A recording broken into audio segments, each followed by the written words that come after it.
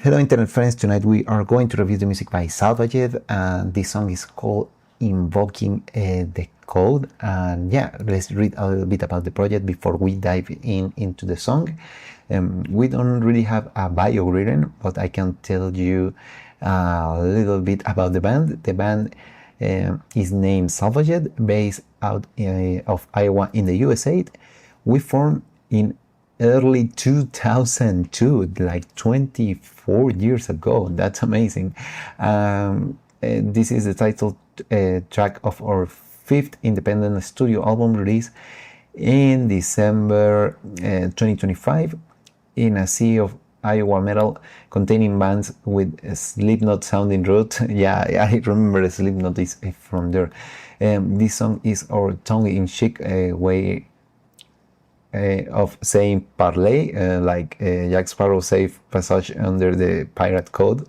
Now I get why I got this illustration with you guys as a pirate, which is pretty cool. I did really dig it. I like it. It's all in good fun though. We love all those other bands, even if we are doing our own thing. That's pretty awesome, doing your own thing, following your instinct and who you are. Also attached, you will find our band logo and our illustrated band portrait that I mentioned, that I absolutely loved it. It's pretty cool.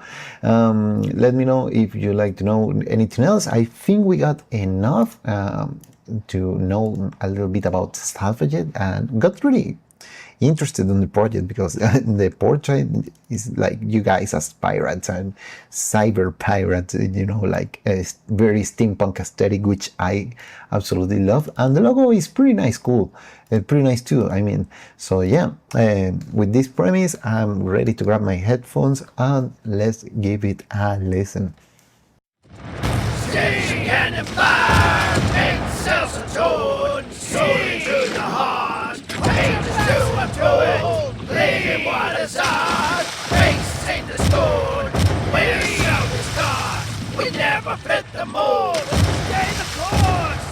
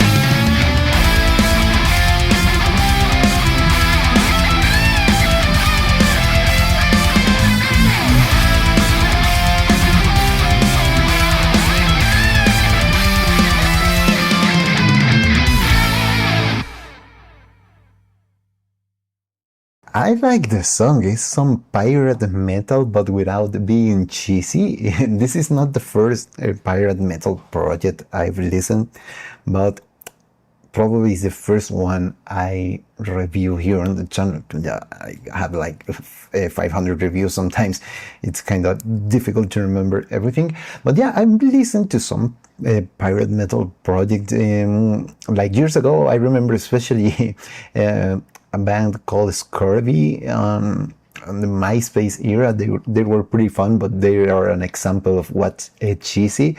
This is not cheesy. This is awesome. I can take it more seriously as a metal band as it's intended.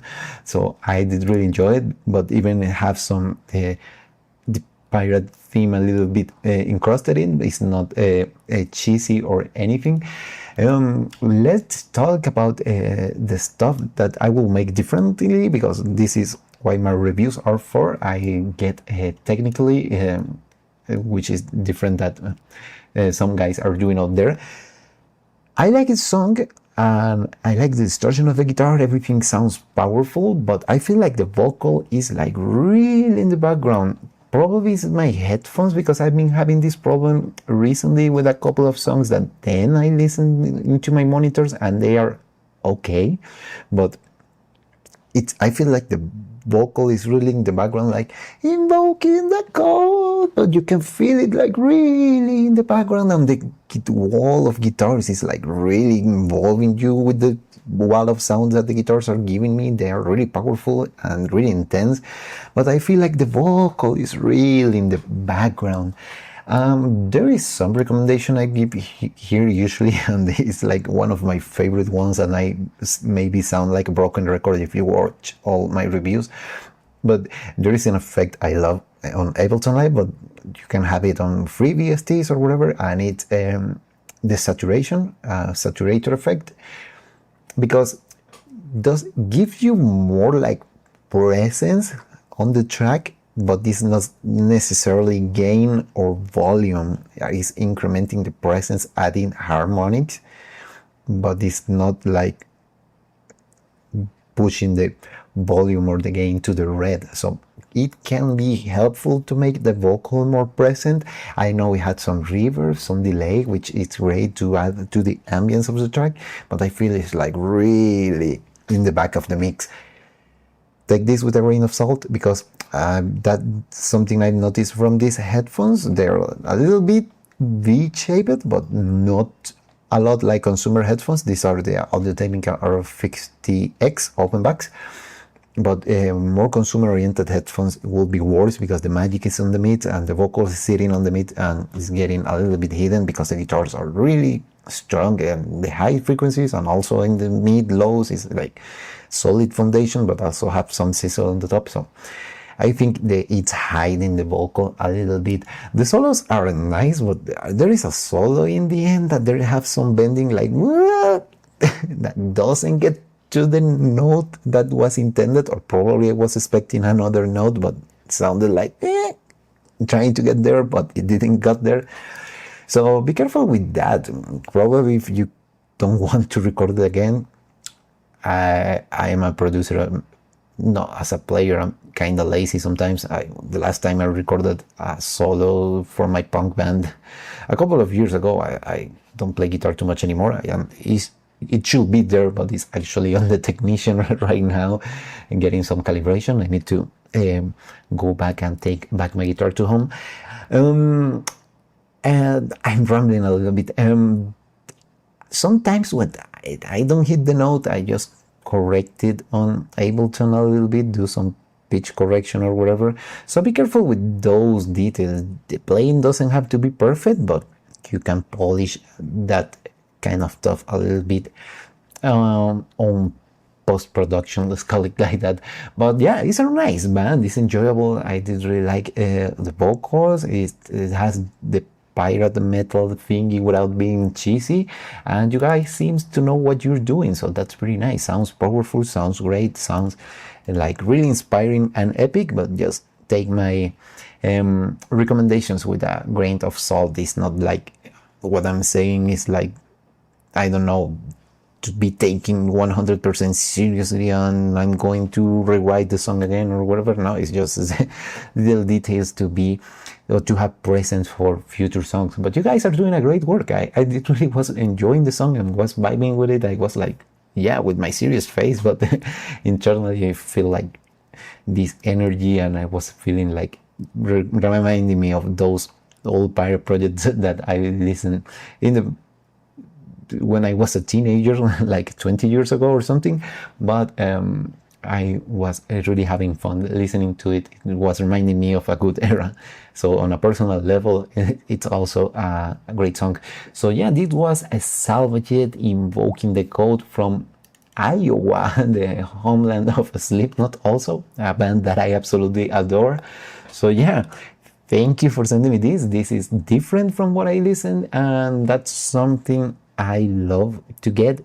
Unique songs, something that is difficult to forget, or something that it's unique and it's going to make it difficult to forget. It will be on. I will want to play this after this again, but it's the kind of songs that stick with you. So that's really important, and I did really like this one. So yeah, take my tips with a grain of salt, maybe apply them on another song, just try them, not necessarily apply them 100%, but just to have that present. But you guys seems to know what you are doing. So thank you for sending me this, and I hope to see you on another one. Bye.